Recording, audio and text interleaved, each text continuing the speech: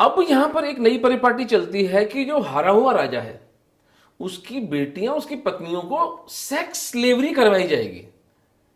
ये बात और जब, बेचा जाता है अरब के। वो तो बाद में पता चला हाँ, हमें, लेकिन सेक्स स्लेवरी तो हमारी आंखों के तुरंत सामने की राजकुमारियां, no less than harem the में लेके नो गए। Less than the princesses of Sindh were taken as sex slaves. तो देखा लोगों ने, बात पहुंची बापा रावल तक। बापा रावल ने कहा भैया ये कोई साधारण लुटेरे नहीं है, ये मलेच्छों का टोला है जिसके कोई मॉरल कंपस नहीं है, जिसका कोई नैतिक मूल्य नहीं है कि अगर वो स्त्रियों पे हमला कर रहे हैं। और उन्होंने अपने राजा को समझाया, बापा रावल ने, कि हमें तुरंत एक हिंदू कॉन्फेडरेशन बना देना चाहिए। तो उसने शब्द क्या प्रयोग किए? बापा रावल ने शब्द क्या प्रयोग, ये तो पता नहीं है, प्रताप का डॉक्यूमेंटेड है। वो क्या है? तुर्की कहते थे, तुर्की का। तुर्क तुर्क। बल्कि एक बहुत सुंदर, मैं आपको एक दोहा सुनाऊं इसमें कि बीकानेर के जो महाराजा थे वो सरेंडर कर गए थे अकबर के सामने। उनका छोटा भाई था पृथ्वीराज, वो कवि बहुत अच्छा था। तो इस अकबर ने, ये अकबर जितना नीच लेकिन कोई राजा हुआ नहीं है। अकबर पे हमें एक सेपरेट एक डिस्कशन करना पड़ेगा कि अकबर इतना गंदा क्यों था, क्यों मेरी एक स्पेशल घृणा है उसके प्रति। और अकबर द ग्रेट करके जिसे पढ़ाया जा रहा है उसे अकबर द डिबॉच करके हमें पढ़ाना चाहिए। सबसे वाइल्ड एंड हिडियस कैरेक्टर हमारी हिस्ट्री का कोई है तो अकबर था। इसने झूठ खबर फैलाई कि प्रताप सरेंडर की सोच रहे हैं।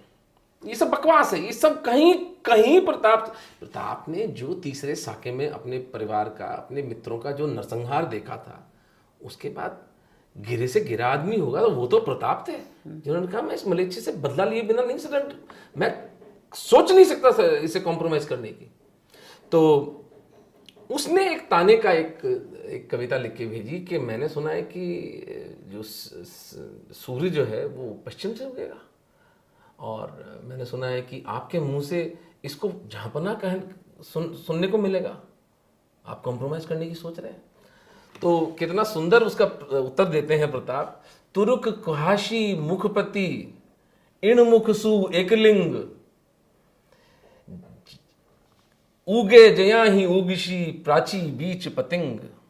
यानी ये डिंगल भाषा है राजस्थान के अंदर, जो पोइट्री होती है वो डिंगल भाषा में होती है। तो कहते हैं कि इस मुंह से वो मलेच्छ तुर्क ही कहलाएगा। भगवान एकलिंग जी की कृपा से मैं उसको कभी जहांपना वहांपना नहीं बोलूंगा। तुर्क कहाशी मुख पतो, यानी मुख मुंह धो के आ रहा है ना ये बड़ा, कि हमें जहांपना कहेगा मुझे प्रताप, तुर्की कहूंगा। और जिस तरह पूर्व में सूर्य उगता है हमेशा पूर्व में ही उगेगा सूर्य। प्राची बीच पतंग उगे जया ही उगशी, जैसे उगता है वैसे उगता रहेगा, वैसे ही उगेगा, चिंता मत करो आप।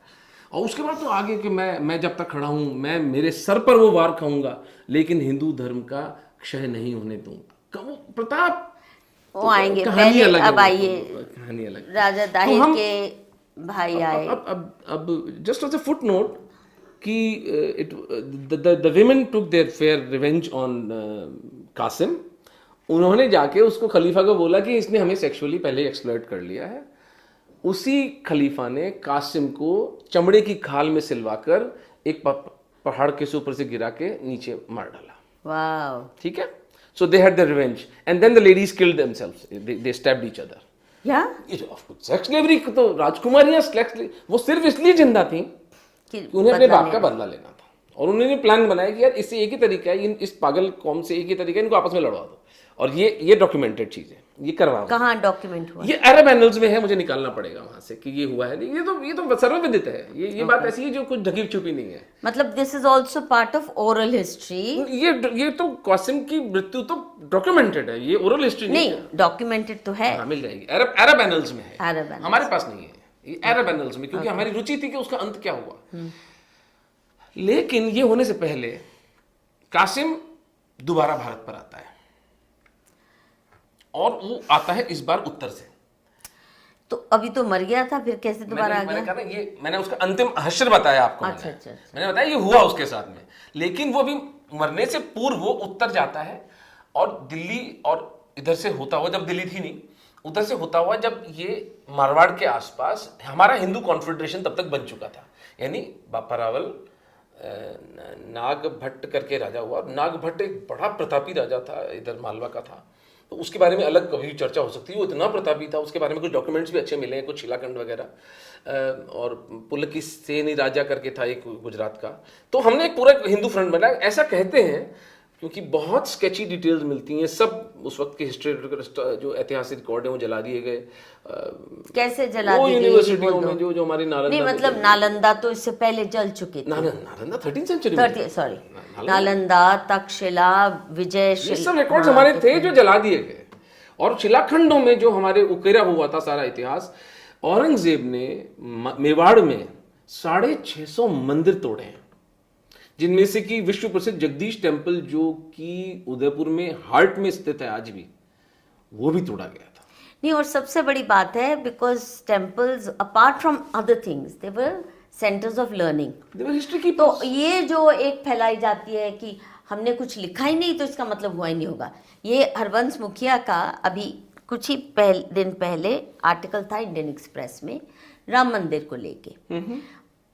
गजब की गट्स हैं इनकी, ना बिल्कुल नकते हैं पूरे। क्या कहते हैं कि तुलसीदास जितना बड़ा राम भक्त तो कोई था नहीं, बिल्कुल। और तुलसीदास के जमाने में ही ये बाबरी विध्वंस हुआ।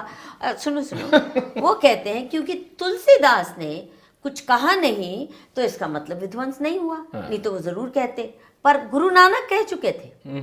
बाबर के बारे में गुरु नानक ने थोड़ा लिखा है, but has describe. Tulsidas ji तो अकबर के समकक्ष थे ना, तो No, I'm sorry, I'm mixing up. But the fact that जो राम मंदिर है ना, उसकी डॉक्यूमेंटेड हिस्ट्री नहीं है, डॉक्यूमेंटेड हिस्ट्री नहीं है। और तुलसी ने तो जरूर कहा होता अगर ऐसा हुआ होता, ये उनका कहना है कि वो मेमोरी तुलसीदास ने कहीं व्यक्त नहीं की, तो इसका मतलब हुआ ही नहीं। अब देखिए मैम, ऐसा है इसमें कि अगर एक क्षण के लिए हम इस्लामिक रिकॉर्ड्स को ही आधार मान लेते हैं, चलिए नहीं, आप उनके उन्होंने आधार पर तो हिस्ट्री किया लिखिए। है, वो तो किया है, पर वो कह रहे क्योंकि हिंदुओं ने कहा नहीं कि हमारे साथ कुछ हुआ है। बिल्कुल, Hindus were the biggest record keepers because हमारे पास तो रिटन वर्ड। जाति पुराण इतने हैं, हर गरीब से गरीब परिवार का भी हरिद्वार में आपको मिल जाता है। बताइए। आप नाम बताइए और वो कोई ना कोई पांडा मेरी कितनी पुश्तें बता देगा कि कब आए थे, क्या करते थे। नहीं, जो आपके सामने अब आज हम जो डिस्कशन कर रहे हैं, मैं तो बहुत छोटा आदमी हूं मैम। मैं जो मेवाड़ के महाराणाओं का इतिहास पुनर्लिख करके पूरे हिंदू समाज के सामने लाना चाहता हूँ, ये कोई मेरी दिमाग की उपज थोड़ी है। इट्स ऑल बीन डॉक्यूमेंटेड, वो लिखित किताबें हैं। उनको मैं तो पूरे प्रमाण के साथ बात करूंगा कि भाई ये, लेकिन आपने उसको बच्चों को पढ़ाया ही नहीं है। आपने उसको छोड़े। मैं तो कहता हूं जो इस्लामिक रिकॉर्ड है अबुल फजल का, अल बदायूनी का, वो भी नहीं वो पढ़ने चित्तौड़ के साके का, तो वो लिखता है कि 40,000 हिंदुओं को एक दिन में अकबर ने मारा था। हमने साके जौहर की तो कहीं हमारी हिस्ट्री के किताब को मेंशन नहीं है, और अकबर को महान करके पढ़ाया जा रहा है। उस हत्यारे को, उस नृशंस हत्यारे को जिसने 40,000 लोगों को एक दिन में मारा, तो ये बेईमानी है। और वो जब हार चुके हैं, जो साका कर चुके हैं, उसके बाद मारा, उसके बाद जौहर के बाद सिविलियंस को, यही मैं कह रही, जौहर हो गया, वो भी उसका दिल नहीं सेना मर पसीजा, चुकी है, साका हो गया, सारे राजपूत मर चुके हैं। हैं। उसके बाद जाके मारना, छोटे छोटे बच्चों को लिख रहा है वो अबुल फजल, नेजे के ऊपर, वो यानी भाले के ऊपर यूं फिरा रहे हैं उसकी, जब तक बच्चे की इंटेस्टाइन्स बाहर नहीं आ रही हैं, उसका लिवर जब तक रप्चर नहीं हो रहा है, और खड़े हैं वहां पर। That's it. तो ये दुर्भाग्य है कि हमें रिकॉर्ड मिलता नहीं है 7th सेंचुरी का। इसलिए बड़ा स्केची सा है कि 2 लाख के लगभग हिंदू सेना उस वक्त जोधपुर था नहीं, मंडोर के आसपास, मंडावर कहते थे उसको, मंडोर के आसपास भयंकर रक्त रंजित संघर्ष होता है अरब सेना का और हिंदू सेना का, जिसमें अरब एनल्स में लिखा हुआ है, जो टॉड कोट करते हैं, कि अरब्स क्या लिख रहे हैं, हमें सर छुपाने की जगह नहीं मिली। वो हाल किया हिंदू सेना ने हमारा। दे रोट राजपूत कि भाई राजपूतों ने हमारा वो परिणाम किया कि हमें सर छुपाने की जगह नहीं मिली। हिंदू एनल्स नहीं लिख रहे हैं, अरब एनल्स में लिखा हुआ है, जूते मार के, जो टॉड कोट कर रहे हैं, जो टॉड कोट कर रहे हैं। तो अब वहां से भगाते भगाते बाप्पा रावल कासिम को ईरान तक छोड़कर आते हैं। मतलब खदेड़ के आते पूरा खदेड़ते हैं और फिर आते वक्त वहां पर 100-100 किलोमीटर पर राजपूतों की चौकियां बिठाकर आते हैं।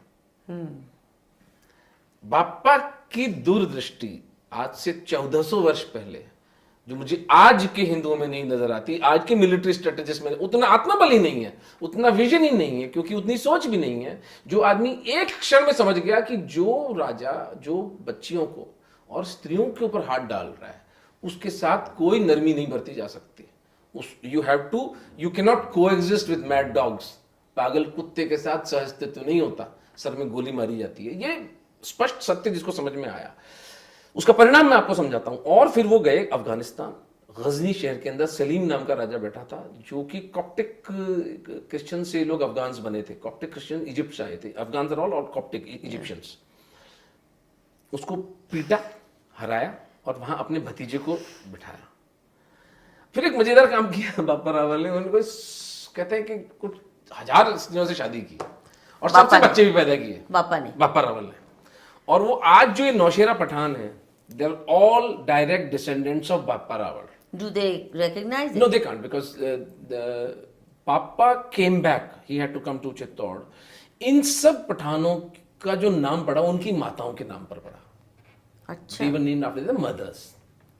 So, but they were all Hindus at that time. ये पठानों का तो कभी हुआ था, ये तो पिछले 400-500 साल की घटना है। बिल्कुल। But they were all descendants. आज भी जो ब्लड उनके अंदर चल रहा है वो बापा रावल का है। अच्छा, 30-35 साल बापा रावल चित्तौड़ पर शासन करते हैं। वो आने के बाद में उनकी प्रसिद्धि इतनी हो गई कि जो मोरी राजा था उसको उन्होंने अपदस्थ करके वो स्वयं राजा बन गए। और ये हिंदू कॉन्फेडरेशन अगले 500 वर्षों तक हमें इस्लाम से सुरक्षित रखता है। The first defeat of a Hindu king happens in 1192 in second battle of Tarain.